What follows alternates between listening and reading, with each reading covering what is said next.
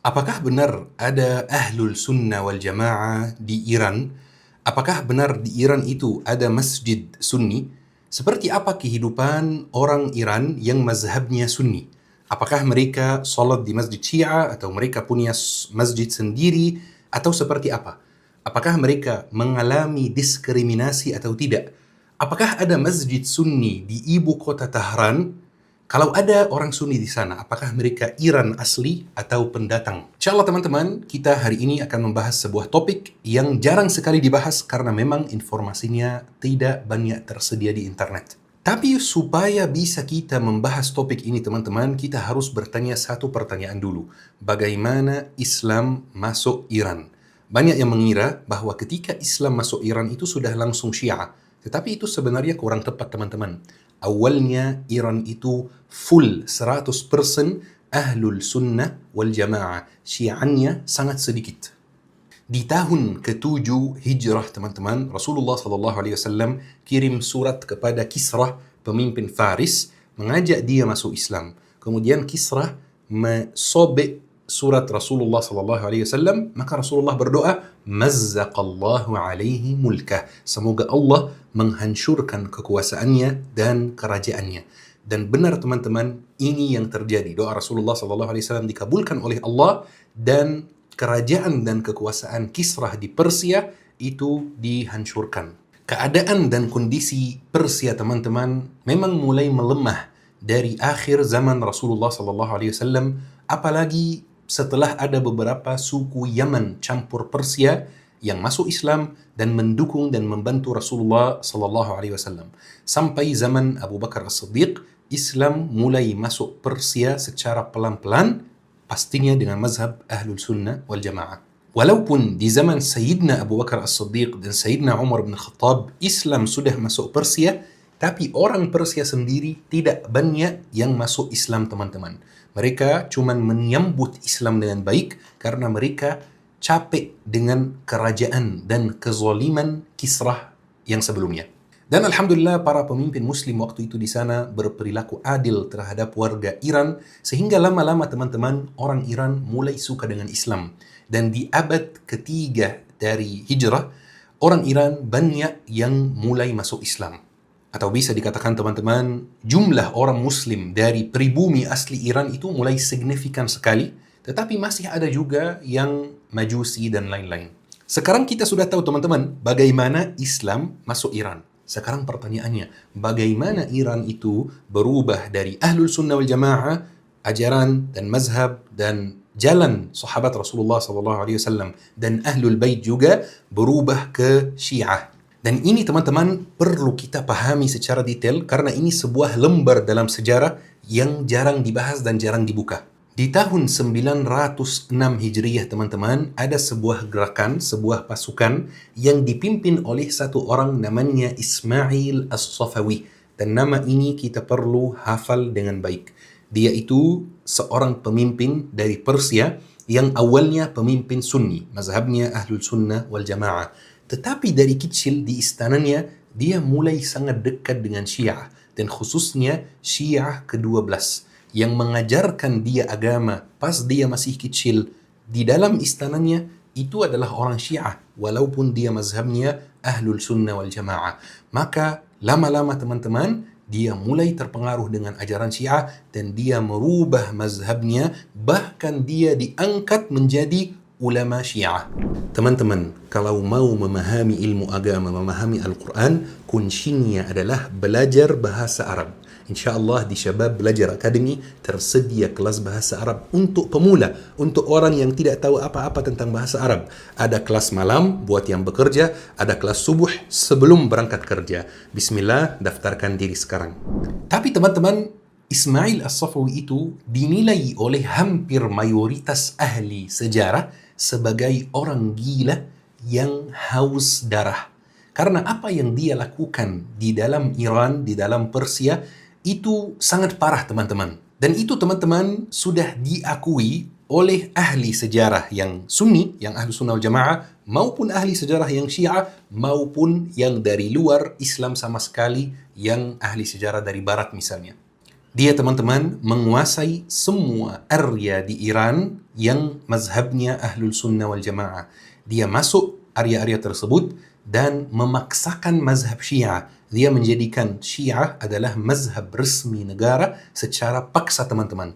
Bahkan dia masuk dengan dua tujuan utama. Yang pertama adalah membunuh ulama-ulama Sunni yang terkenal. Tujuan yang kedua adalah membunuh orang Turki dan orang Kurdi terlepas dari mazhabnya, Sunni atau Syiah. Dia ada dendam terhadap Turki. Dan teman-teman, dia yang mulai menggerakkan nasionalisme Persia di antara orang-orang Persia waktu itu. Muhammad Imanuddin di kitab Tarikh Ad-Daulah Al-Utsmaniyah halaman 86, dia cerita tentang pembunuhan massal terhadap ulama Sunni yang dilakukan oleh Ismail As-Safawi, sehingga ulama Sunni di Persia terbagi dua golongan. Golongan yang pertama dibunuh oleh dia, golongan yang kedua lari ke Turki Utsmani. Dan dia teman-teman mengumumkan secara resmi bahwa Sayyidina Abu Bakar As-Siddiq, Sayyidina Umar bin Khattab, As-Sayyidah Aisyah wajib untuk dicaci maki setiap hari Jumat di khutbah Jumat. Dan jika khatibnya menolak, maka lidahnya dipotong.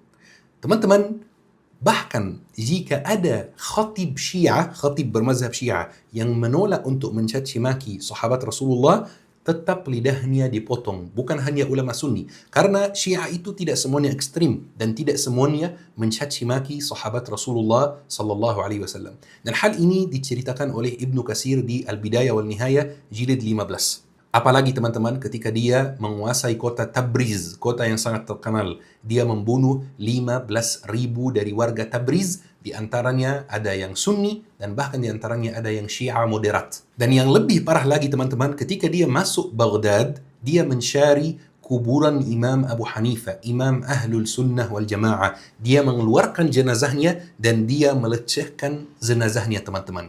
Tujuan dia satu teman-teman, menghancurkan semua madrasah-madrasah Sunni, membunuh semua ulama Sunni untuk memaksa mazhab Syiah di Persia dan menghapus jejak Sunni dari Persia yang awalnya full Ahlul Sunnah wal Jamaah. Dari waktu itu teman-teman, mau tidak mau Persia menjadi negara yang bermazhab Syiah. Kebanyakan warganya bermazhab Syiah. Ada yang memang bermazhab Syiah karena mau bermazhab Syiah, ada yang dipaksa untuk bermazhab Syiah supaya nggak dibunuh. Tetapi setelah itu teman-teman, mulai ada pemimpin dari Ad-Daulah As-Safawiyah yang dia dirikan itu, pemimpin-pemimpin yang lebih terbuka, mungkin sedikit welcome terhadap Sunni. Jadi lama-lama teman-teman mulai ada keberagaman lagi di Iran. Karena banyak yang tidak tahu teman-teman bahwa Iran itu adalah negara yang sangat beragam. Tidak semuanya Persia dan tidak semuanya Syiah. Coba kita lihat teman-teman, Iran itu negara dengan jumlah penduduk 90 juta. Mungkin kalau ukuran Indonesia itu sedikit sekali ya, tapi ukuran Timur Tengah itu banyak sekali, 90 juta. Contohnya teman-teman, di Iran itu ada orang Iran, Persia, Syiah, dan biasanya itu ada di pusat Iran. Ada orang Iran yang Persia Sunni, jadi rasnya Persia tapi dia Sunni, dan biasanya mereka itu berada di perbatasan Afghanistan. Dan ada orang Turki Azar, bahasanya mirip dengan bahasa Turki, dan ada juga yang Kurdi, dan ada juga yang Lur, mereka tinggal di dekat Irak. Ada juga Belushi, ada juga Arab Ahwaz. Arab Ahwaz itu tinggalnya dekat negara Arab, mereka Arab, rasnya Arab, tetapi mereka Syiah. Ada juga Arab Sahil. Arab Sahil itu Arab Iran tapi Sunni. Ada Turkmen teman-teman, ada juga Qawalish, ada George dekat Georgia dan lain-lain. Ada juga Armenia, Armin, tetapi itu jumlahnya sedikit. Ada juga teman-teman sekitar 20 bahasa di Iran. Mungkin itu ukuran Indonesia sangat sedikit, tapi ukuran Timur Tengah itu sangat banyak dan sangat beragam. Misalnya Mesir itu cuma ada 3 bahasa saja.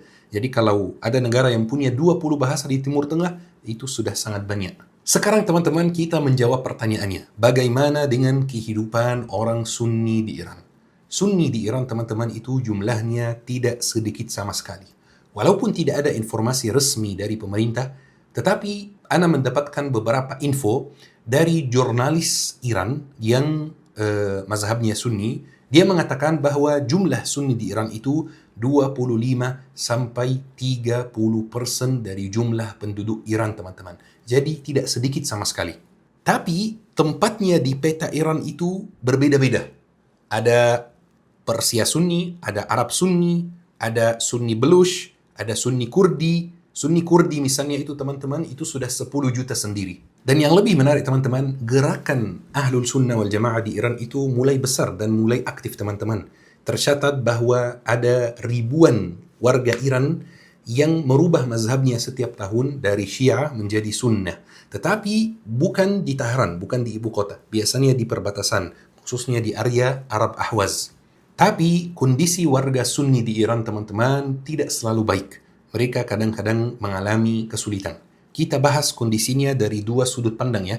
Dari sudut pandang pemerintah Iran, perilaku pemerintah Iran terhadap warganya yang Sunni. Dari sudut pandang warga Iran yang Syiah, perilaku warga Iran yang Syiah terhadap warga Iran yang Sunni. Yang pertama, teman-teman, yaitu perilaku pemerintah Iran terhadap warganya yang Sunni. Itu mulai dari tahun 1981. Maksud ana mulai masalahnya ya. Ketika Khomeini datang, Khomeini itu sebenarnya tidak didukung oleh Syiah saja. Banyak sekali warga Iran dari berbagai macam kelompok yang mendukung Khomeini waktu itu untuk menjatuhkan rezim Syah yang zalim. Didukung oleh Sunni waktu itu, didukung oleh liberal waktu itu, didukung oleh sekuler waktu itu. Tetapi ketika Khomeini datang, dia menyingkirkan semua orang yang membantunya dan dia membuat revolusi itu atas nama Syiah. Walaupun nama revolusinya nggak ada Syiahnya, tetapi dia menjadikan mazhab resmi negara adalah mazhab Syiah. Dan itu tidak sesuai kesepakatan yang Khomeini sendiri lakukan dengan warganya pas dia masih di luar Iran. Dari waktu itu, teman-teman, ada sebuah aturan yang tidak tertulis bahwa semua pejabat negara yang penting, semua gubernur, semua menteri, semua duta besar itu harus Syiah. Sunni ataupun yang lain tidak boleh dapat jabatan penting. Mungkin akhir-akhir ini, teman-teman, kondisinya mulai berubah sedikit ya. Mulai ada duta besar yang Sunni, mulai ada beberapa menteri yang Sunni, mulai ada beberapa gubernur yang Sunni, mulai ada beberapa kepala dinas yang Sunni, tetapi selalu juga kementerian yang tidak begitu berpengaruh, tidak begitu penting. Dinas yang tidak begitu berpengaruh. Jadi tetap jabatan-jabatan yang biasa saja. Jabatan yang penting dalam negara itu wajib Syiah. Warga Sunni di sana, di sekolah umum, di sekolah negeri ya, itu wajib belajar agama menurut mazhab Syiah. Walaupun mereka Sunni. Tapi untuk lebih jujur, orang Sunni di sekolah negeri di Iran tetap dikasih kurikulum tambahan. Buku yang sangat kecil, buku yang sangat tipis ini ada tulisannya khusus masyarakat yang bermazhab Sunni. Tapi kurikulum yang mazhabnya Syiah tetap wajib dipelajari oleh warga yang bermazhab Sunni. Pertanyaannya sekarang, teman-teman, apakah orang Sunni di sana bisa membangun masjid khusus Ahlul Sunnah wal Jamaah atau tidak? Mereka bisa mengadakan kajian khusus Ahlul Sunnah wal Jamaah atau tidak? Jawabannya, teman-teman, di Iran ada lebih dari 10.000 masjid Sunni. Anda tahu mungkin informasi ini akan mengejutkan teman-teman. Di Iran 10.000 masjid Sunni. Tetapi masalahnya di mana, teman-teman? Masalahnya masjid-masjid tersebut hanya ada dalam area-area yang mayoritas Sunni. Sementara area-area yang mayoritas Syiah, walaupun tetap ada minoritas Sunni di area-area tersebut tidak diperbolehkan untuk bangun masjid khusus Ahlul Sunnah wal Jamaah.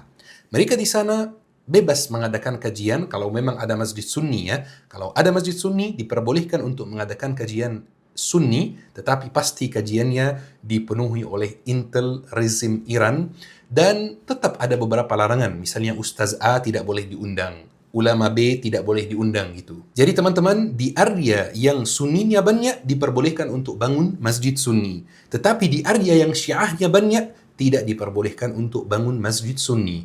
Tapi di waktu yang sama ada hal aneh yang terjadi. Kadang-kadang ada beberapa area yang full Sunni di Iran. Misalnya satu kabupaten yang full Sunni. yakni 90% itu Sunni. Syiah di sana sedikit sekali. Tetapi pemerintah tetap membangun masjid Syiah di sana. Atau tetap membangun Husainiyah Syiah di sana. Husainiyah itu ibarat musallah gitu. Tetap bangun di sana walaupun tidak dipakai masyarakat. Tetapi bagi pemerintah setiap kota, setiap kabupaten. Walaupun nggak ada Syiahnya, tetap harus ada masjid Syiah. Jadi masjid Syiah itu jadi simbol buat pemerintah. Kemudian teman-teman, dari sudut pandang yang kedua, yaitu perilaku warga Iran yang Syiah terhadap warga Iran yang Sunni, jujur teman-teman, supaya kita adil, warga Iran secara umum itu warga yang sangat ramah dan sangat welcome. Jadi warga Sunni di sana tidak mengalami diskriminasi. Yang benci Sunni pasti ada, yang benci Ahlul Sunnah wal Jamaah itu pasti ada. Tetapi itu tidak banyak di Iran. Kebanyakan masyarakat Iran itu, orang awam yang di jalan itu, kebanyakan itu welcome. Bukan hanya terhadap Sunni, welcome terhadap siapapun. Jadi secara umum, orang Iran yang Syiah itu berhubungan baik dengan tetangganya orang Iran yang Sunni. Berhubungan baik dengan kerja, dalam urusan bisnis, bahkan dalam urusan salat juga. Jika ada orang Sunni yang mau salat di masjid Syiah, dengan tata cara salat Sunni, tidak dimarahi, tidak diusir, tidak dilihat, welcome saja, tidak ada masalah. Karena jujur teman-teman, sebagian dari warga Iran juga itu tidak agamis teman-teman. Kita bayangkan negara Iran itu negara Syiah, berarti semuanya itu agamis sekali, semuanya itu benar-benar menganut mazhab Syiah gitu dan strik sekali. Enggak, banyak warga Iran itu yang tidak agamis, yang lebih ke sekuler. Makanya kita hampir setiap 2 tahun atau 3 tahun kita mendengar kabar tentang demo yang dilakukan oleh warga Iran karena mereka tidak ingin dipaksa pakai jilbab, karena di Iran itu wajib pakai jilbab kalau di luar rumah. Maka ada demo, mereka tidak ingin dipaksa untuk pakai jilbab. Biasanya mereka nggak begitu peduli, kamu Sunni, kamu Syiah, kamu ateis, kamu agnostik, mereka welcome saja. Dan teman-teman, ada mau sampaikan 2 informasi tambahan yang mungkin akan mengejutkan teman-teman. Informasi yang pertama, walaupun orang Sunni di Iran diperbolehkan untuk bangun masjid Sunni di area yang mayoritas Sunni, di Teheran dilarang ada masjid Sunni. Coba teman-teman pergi ke Teheran sendiri, tidak ada masjid Sunni sama sekali, dan itu sudah keputusan yang jelas dari pemerintah. Karena bagi pemerintah itu, Teheran itu simbol negara, gitu ya, ibu kotanya yang negara yang mengangkat tema Syiah, gitu ya. Jadi tidak boleh ada masjid Sunni. Dan ini salah satu jenis diskriminasi juga teman-teman. Dan informasi yang kedua atau fakta yang kedua yang akan mengejutkan teman-teman, bahwa di Iran ada keputusan resmi dari pemerintah bahwa tidak diperbolehkan untuk mencaci maki sahabat Rasulullah sallallahu alaihi wasallam, termasuk Sayyidina Umar bin Khattab, termasuk Sayyidina Abu Bakar, termasuk As-Sayyidah Aisyah. Benar teman-teman, itu benar ada. Instansi pemerintah yang bertanggung jawab atas urusan agama sudah mengeluarkan keputusan resmi bahwa dilarang untuk mencaci maki sahabat Rasulullah dan istri Rasulullah sallallahu alaihi wasallam. Mungkin teman-teman akan kaget ya, karena kadang-kadang kita melihat di internet ada beberapa orang Syiah yang mencaci maki Rasulullah sallallahu alaihi wasallam. Supaya adil teman-teman, ya, di sini kita membahas secara adil, ya. Biasanya yang mencaci maki sahabat Rasulullah di internet itu 95% bukan orang Iran. Biasanya dari Syiah Irak. Syiah Irak itu lebih ekstrim dibanding Syiah Iran. Kadang-kadang dari Syiah Pakistan teman-teman, kadang-kadang dari Syiah yang tinggal di London. Tapi di Iran sendiri, di masjid Syiah yang di Iran sendiri, itu dilarang mencaci maki sahabat Rasulullah. Itu yang umum ya, Ana nggak tahu di majlis khusus mereka apa yang terjadi, Ana tidak tahu. Tapi keputusan yang ada, itu dilarang mencaci maki sahabat Rasulullah sallallahu alaihi wasallam. Tapi itu tidak berarti juga bahwa ajaran Syiah itu welcome terhadap sahabat Rasulullah. Enggak teman-teman. Dalam kitab-kitab Syiah jelas sekali bahwa ada kebencian khususnya terhadap Sayyidina Abu Bakar As-Siddiq, Sayyidina Umar bin Khattab, dan As-Sayyidah Aisyah. Tapi tidak semua yang benci mencaci maki. Itu poinnya. Ini yang Ana mau jelaskan. Dan di Iran juga teman-teman ada banyak ulama Ahlul Sunnah wal Jamaah yang sangat terkenal. Seperti Syekh Abdul Hamid Ismail misalnya, seperti Syekh Muhammad Tahir Sarbazi misalnya, seperti Syekh Abdul Ghani Badin, dan masih banyak lagi teman-teman. Ana mendengar beberapa kajian dari mereka, dari ulama Sunni dari Iran yang bisa bahasa Arab, Ana tidak bisa bahasa Persia. Ada yang mengatakan seperti ini, kami Ahlul Sunnah wal Jamaah di Iran itu yatim piatu. Kenapa dia mengatakan seperti ini teman-teman? Karena jujur teman-teman, Iran itu negara Syiah, mereka memberi support yang sangat banyak terhadap Syiah di seluruh dunia. terhadap Syiah di Nigeria, terhadap Syiah di Indonesia bahkan. Lihat saja teman-teman, itu sangat didukung, dibiayai oleh Iran, banyak acara, banyak beasiswa, dan lain-lain.